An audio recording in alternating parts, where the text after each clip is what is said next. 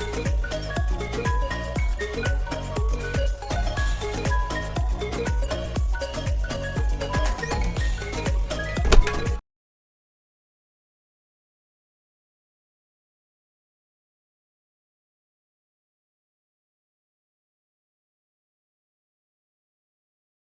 आज का हमारा पहला टॉपिक है क्रिस्टलीय ठोस। क्या है क्रिस्टलीय ठोस? तो पहले है इसमें, ये निश्चित ताप पर पिघलते हैं। ये क्या है?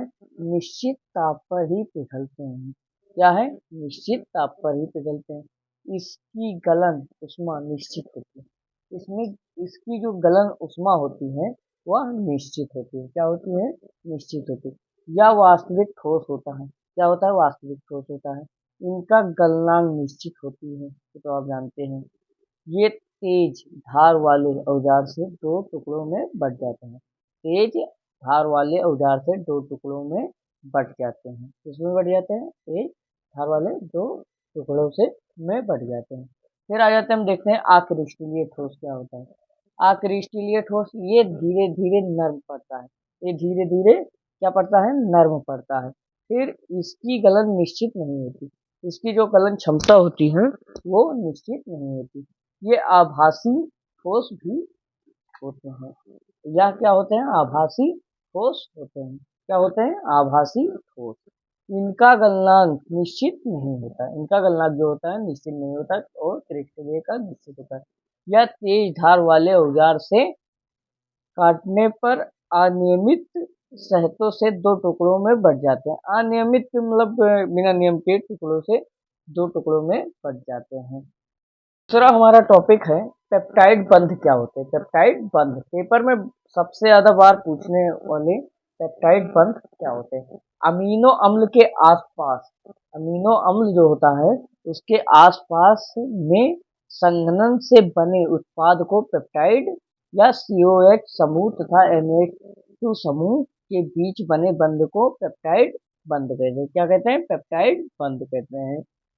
अमीनो एसिड के आसपास या संघनन से बने उत्पाद या COH समूह तथा NH2 के समूह के बीच बने बंधों को पेप्टाइड बंध कहते हैं। क्या कहते हैं? पेप्टाइड बंध कहते हैं। फिर आ जाता है हमारा मोस्ट इंपॉर्टेंट क्वेश्चन है स्व उत्प्रेरण। स्व उत्प्रेरण, स्व उत्प्रेरण। जब अभिकारक जब अभिकारक पदार्थ में से कोई एक अभिकारक उत्प्रेरक उत्प्रेरक उत्प्रेरक का कार्य करता है तो उस क्रिया को स्व उत्प्रेरण कहते हैं। क्या कहते हैं? स्व उत्प्रेरण। जैसे यहाँ पर Na2 SO3 प्लस O, मतलब O जो हमारा वो उत्प्रेरण का काम कर रहा है। Na2SO4 हो गया यहाँ पर। तो इसी प्रकार आप इसको तैयार कर लीजिएगा, पूरा मोस्ट इंपॉर्टेंट क्वेश्चन। आइए हम देखते हैं प्रासरण दाब क्या होता है। प्रासरण दाब किसी बिलियन पर लगने वाला वह कम से कम बाहरी दाब जो उसके बिलियन के बीच प्रासरण को रोक देता है उसे ही प्रासरण दाब कहते हैं। क्या कहते हैं? प्रासरण दाब कहते हैं। फिर आते हैं, हम देखते हैं ल्यूकस परीक्षण क्या होता है। ल्यूकस परीक्षण पेपर में मोस्ट इंपॉर्टेंट क्वेश्चन है ये यूपी बोर्ड का। या प्राइमरी, सेकेंडरी और टर्टियरी अल्कोहल में अंतर करने या पहचान करने के लिए एक विधि है जो प्राइमरी सेकेंडरी अल्कोहल को पहचान करने में या अंतर करने के लिए इस विधि का उपयोग करते हैं, इसीलिए इसे ल्यूकस परीक्षण कहते हैं। आ जाता है हमारा मोस्ट इंपॉर्टेंट क्वेश्चन है एंजाइम। एंजाइम क्या होता है? तो जटिल नाइट्रोजनी कार्बनिक यौगिक, जटिल नाइट्रोजनी कार्बनिक यौगिक है जो जीव जंतु पौधे द्वारा उत्पन्न किए जाते हैं। यह एक जैव उत्प्रेरक है, इसे ही एंजाइम कहते हैं। तो फिर से एक बार देख लेते हैं, जटिल नाइट्रोजनी कार्बनिक यौगिक हैं जो जीव जंतु पौधे द्वारा उत्पन्न किए जाते हैं। यह एक जैव उत्प्रेरक है, इसे ही एंजाइम कहते हैं। इसे ही क्या कहते हैं? एंजाइम कहते हैं। तो इसको आप तैयार कर लीजिएगा, मोस्ट इम्पोर्टेंट है। दूसरा हमारा क्या है इम्पोर्टेंट? रेडॉक्स विभोग। तो रेडॉक्स विभोग क्या होता है?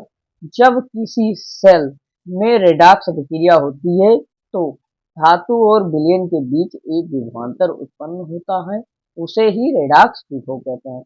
जब किसी सेल में रेडॉक्स अभिक्रिया होती है तो धातु और विलयन के बीच एक विभवांतर उत्पन्न होता है, उसे ही रेडॉक्स विभव कहते हैं। जैसे यहाँ पर ऑक्सीकरण का चयन हो रहा है, फिर यहाँ पर रेड अपचायक हो रहा है। तो आप सभी लोग तैयार कर लीजिएगा, मोस्ट इम्पोर्टेंट क्वेश्चन है। अब यही सब पेपर में आएंगे आपका यूपी बोर्ड, जो अच्छे नंबर दिलाएंगे।